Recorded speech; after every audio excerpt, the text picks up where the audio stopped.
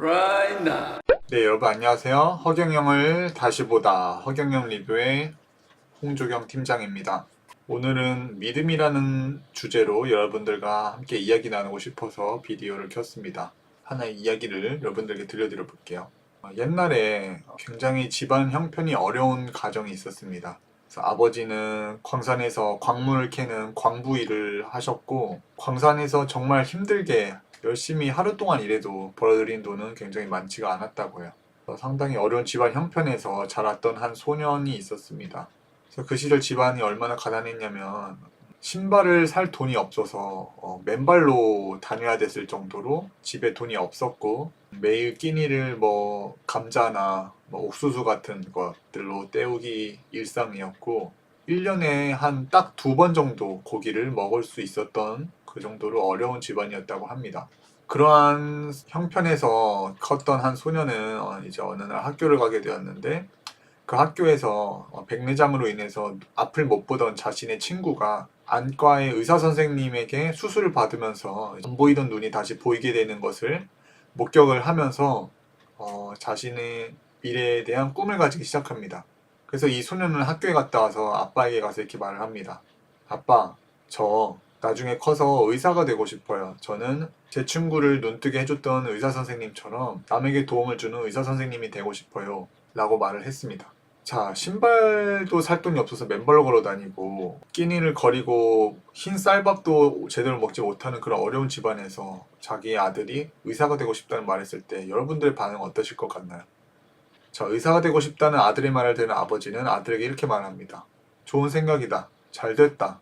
나는 너가 이럴 줄 알고 너의 미래를 위해서, 너의 학업을 위해서 예전부터 조금씩 모아두었던 목돈이 있다. 너에게 그동안 내가 정말 힘들게 일하면서 모았던 목돈을 줄 테니 너는 이 목돈을 가지고서 너의 미래를 위해, 너의 꿈을 이루는 일을 위해서 정말로 돈이 필요할 때 그 돈을 쓰도록 해라. 라면서 그 아들에게 아버지가 그동안 힘들게 모았던 통장을 보여주게 됩니다.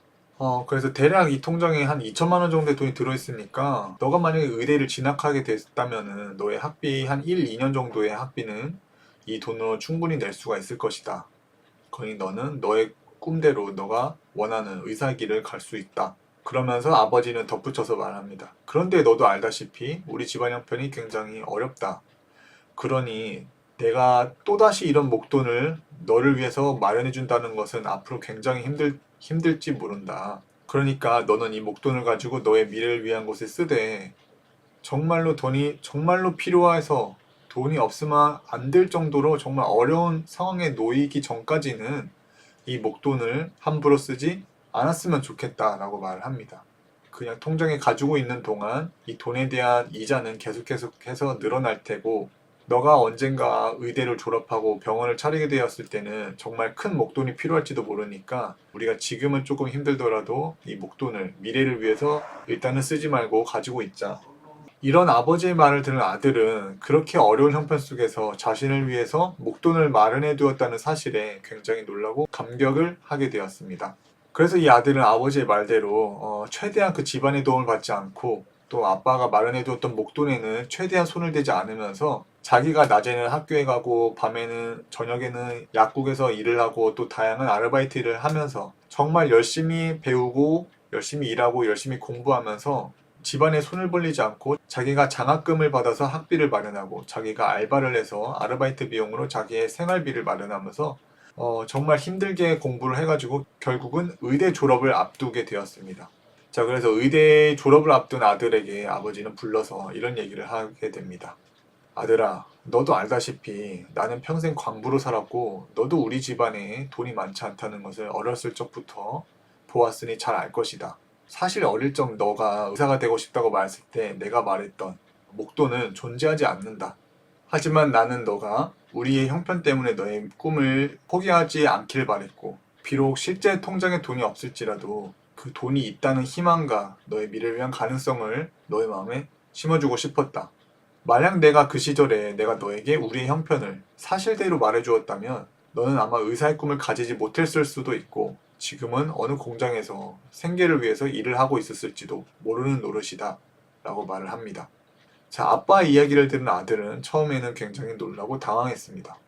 아버지가 없는 돈을 나에게 있다고 그 시절에 이야기를 했었다니.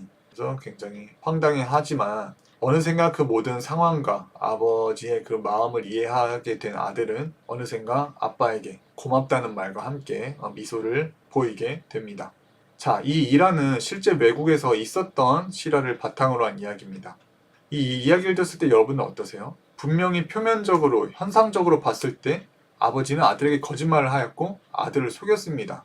돈도 없는데 아빠는 아들에게 돈이 있다고 속였고, 그 돈이 있지만 미래의 특정한 날을 오기 전까지는 쓰지 말자면서 거짓말을 해서 아들을 속인 거죠. 하지만 만약에 이 사실을 그 당시에 아빠가 아들에게 그 사실을 있는 그대로 말해주었다면 어땠을까요? 야, 미안하지만 우리에겐 너가 의대에 다닐 수 있도록 지원해줄 돈이 없다. 사실 우리 집안은 굉장히 형편이 어렵고 너가 대학을 갈 수 있도록 도와줄 여력도 없다. 라고 말을 했더라면은 아들은 의사의 꿈을 접고 아마 쉽게 돈을 벌 수 있는 공장이나 다른 직업을 선택했을지도 모릅니다.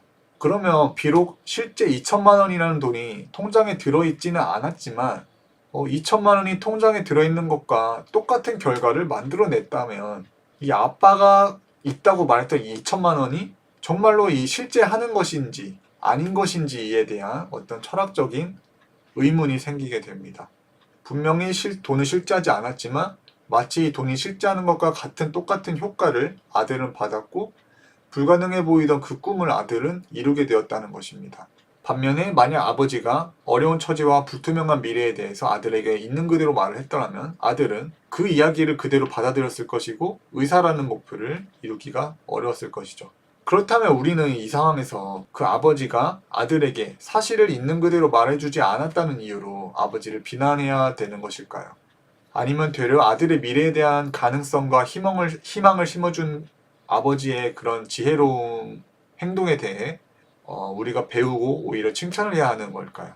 성경에서도 이런 말이 나오죠. 믿는 자에게 복이 있다.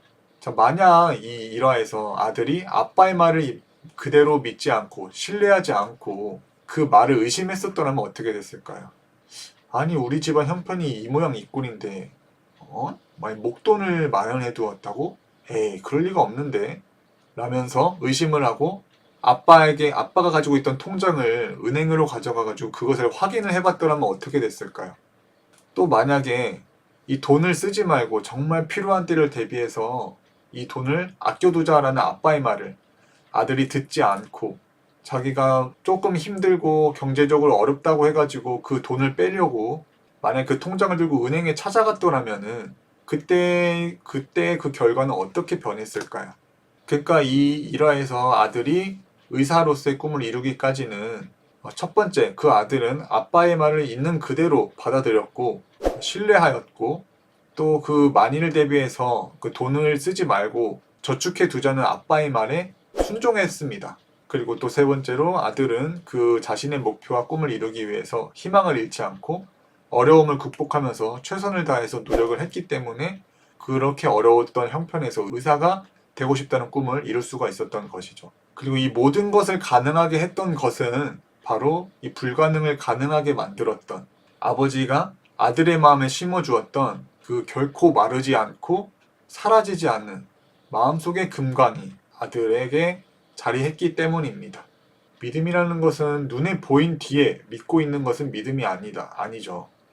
우리는 내가 들고 있는 물건을 이거를 떨어뜨리면 떨어질 거라는 것을 그냥 아는 것이지 이것을 믿는 것이 아니죠.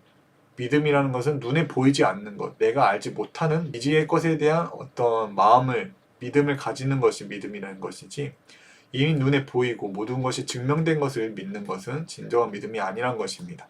성경이나 불경에 이런 말이 있어요. 믿는 다음에 알아야지. 안 다음에 믿는 자는 어리석다. 복이 없다 이래요.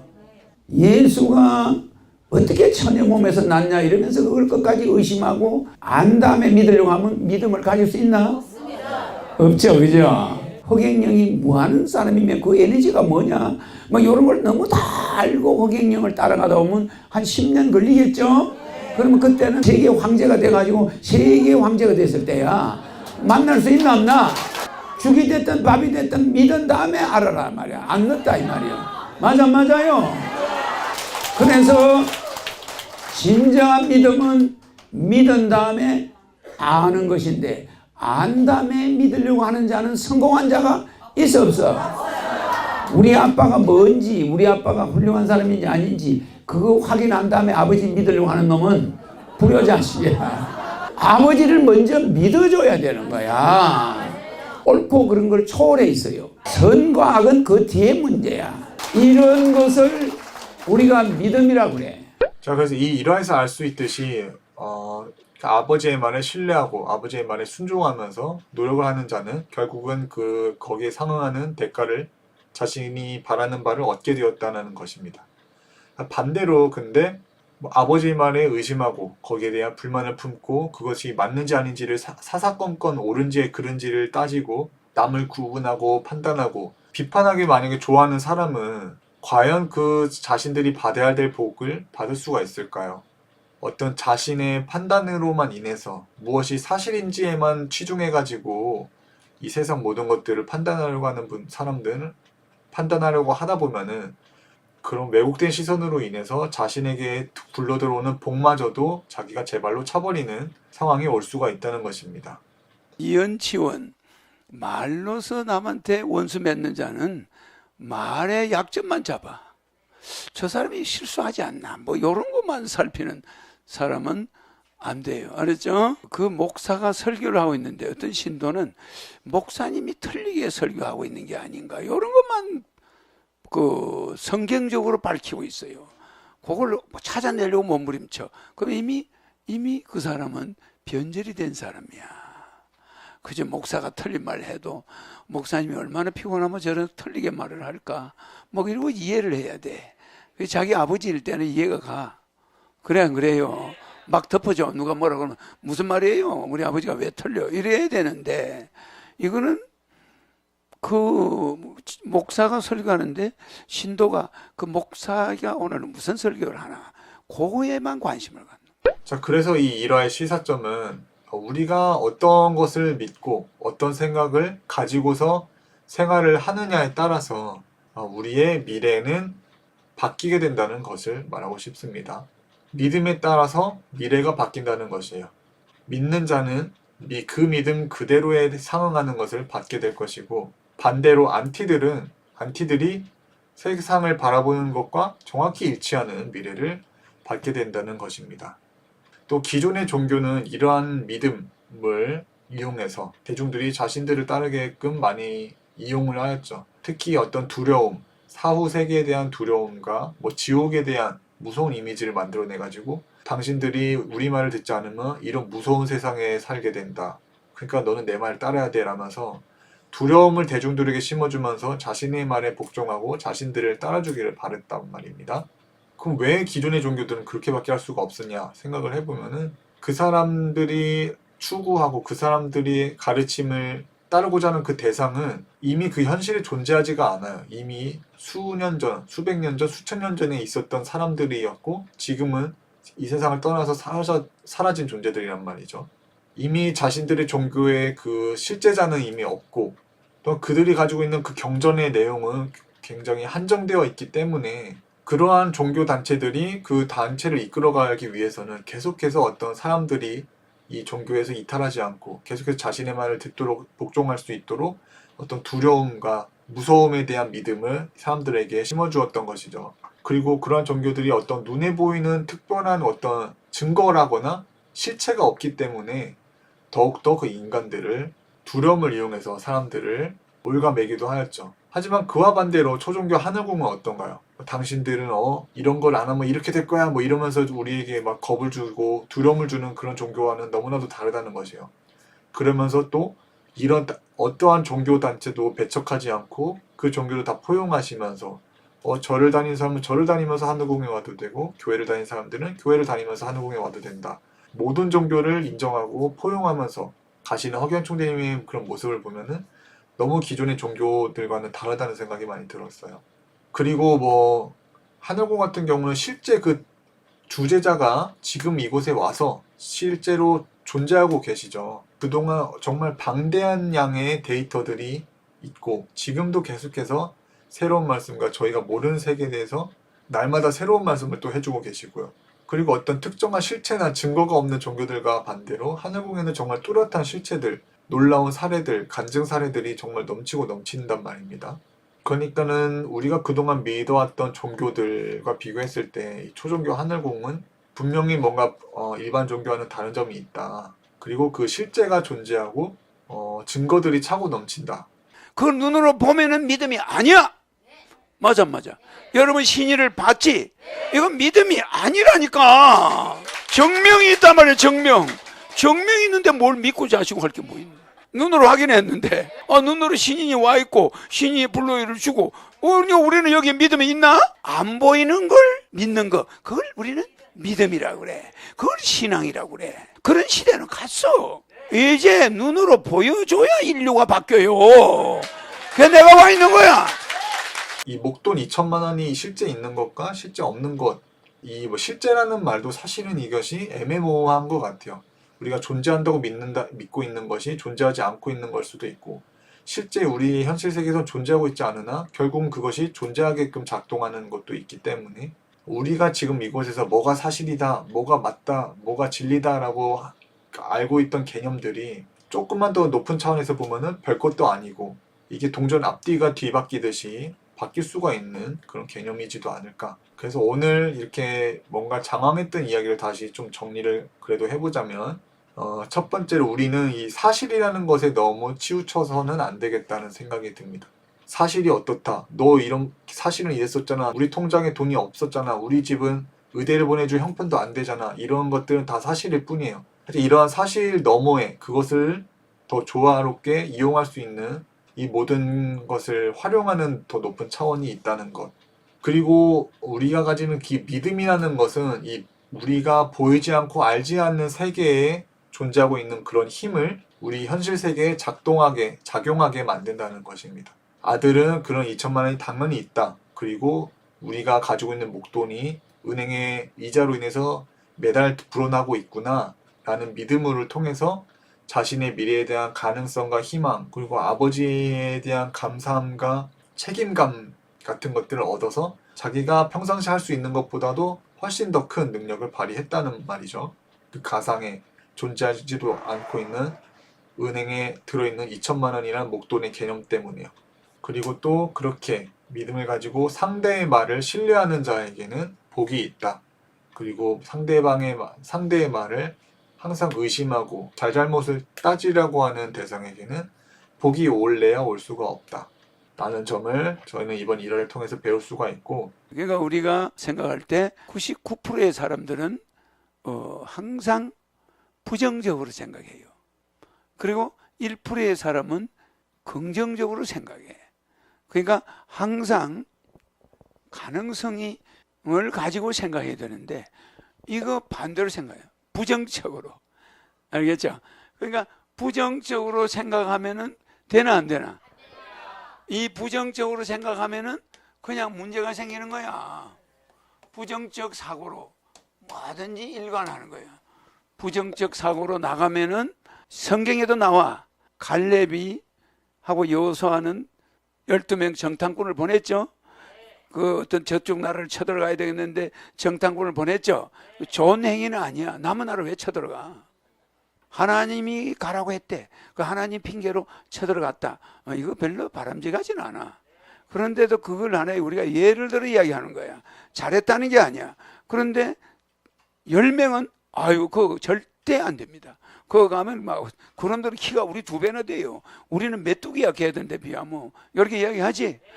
이 불가능합니다. 그게 그 사람은 부정적 사고를 가지고 있어요. 사물을 볼 때 저 사람이 뭐 문제가 있지 않나 이런 것만 보는 거야. 부정적 사고로 보는 사람이 있고 가능성을 보는 사람이 있어. 가능성을 가진 사람은 2사람이야. 볼테이지가 적죠? 원래 100명에 1명이 가능성을 가지고 봐요.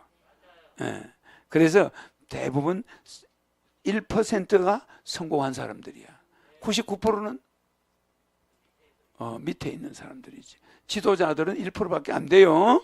또 우리는 지금 보이는 세계에 살고 있다고 생각하지만 이 보이는 세계 역시도 결국은 보이지 않던 세계에 존재했기 때문에 이렇게 존재가 하게 된 것이란 말이죠.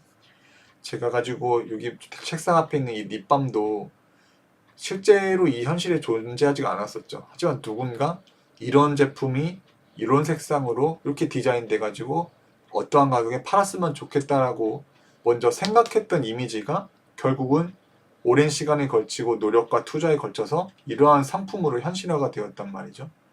그러니까 우리가 보고 있는 이 현실 세계의 모든 것들이 결국은 보이지 않던 세계, 우리가 가지고 있는 생각에서 먼저 존재하였고 그것이 시간과 노력을 통해서 현실 세계에 도출되는 것이기 때문에 이 보이는 세계를 지배하는 것이 보이지 않는 세계이다. 그렇다면 이 보이지 않는 세계를 이끌고 그 보이지 않는 세상을 창조해내고 이 보이지 않는 에너지를 이용하는 사람은 누구인가? 이 보이지 않는 세계를 지배하고 보이지 않는 에너지를 자유롭게 사용하는 자가 바로 이 전 세계를 움직이는 신인이라는 것입니다. 저희가 신인 허경영 총재님을 알기 전에는 어떤 백궁이라는 이미지를 알았나요? 몰랐죠. 우리가 죽게 되면 어디로 갈까에 대한 그런 것을 뭐 알고 있었나요? 몰랐단 말이에요. 윤회라는 것이 있나? 나는 왜 이런 모양으로 태어났을까에 대한 의문도 많고 어떻게 살아야 되지? 죽고 나면 난 어디로 가야 되는 건지 모든 게 의문투성이고 어디로 가야 될지도 몰랐던 저희인데 여기서 저희는 신인 허경영 총재님을 알게 됨으로써 우리가 가게 될 어떤 밝은 비전을 얻게 되었단 말이에요. 그동안 몰랐던 세계를 알게 되고 우리가 죽고 난 후에 가게 되는 밝은 세상을 알게 되었습니다. 그리고 우리는 거기에 대한 믿음을 가지고 허경영 시인님의 강연을 들으면서 거기에 맞춰서 살아가려고 노력을 하고 있고 결국 우리는 이렇게 가다 보면은 결국 그러한 세상에 도달하게 될 것이다. 그래서 제가 처음에 소개해드렸던 그 일화는 사실 그 조셉 머피의 책에 나와 있던 끌어당김의 법칙에 관한 사례였습니다. 그거를 제가 조금 그냥 각색해서 여러분들에게 이야기를 했었는데 그러니까 결국 우리가 믿는 대로 우리가 가진 믿음대로 우리의 미래가 흘러갈 것이라는 것이에요. 그러니 지금 이 현실이 조금 어떻다, 뭐 내가 놓인 형편이 어렵다 이런 것에 아니면 나는 뭐 때문에 이렇다, 나는 누구누구의 실수 때문에 내 뭐 삶이 이렇게 어려워졌고 아내가 이렇게 했기 때문에 내가 어렵다 이렇게 부정적으로 생각할 것이 아니라 우리가 결국 맞이하게 될 밝은 미래를 항상 잊지 않고 매일매일 생활하며 믿음을 굳건히 하는 우리가 되었으면 좋겠다라는 생각입니다. 그래서 이 책의 내용을 접하고서 여러분들과 함께 이 이야기를 한번 나눠보고 싶어서 비디오를 켰는데 어떻게 제가 전달하고자 했던 내용이 잘 전달되었는지 모르겠네요.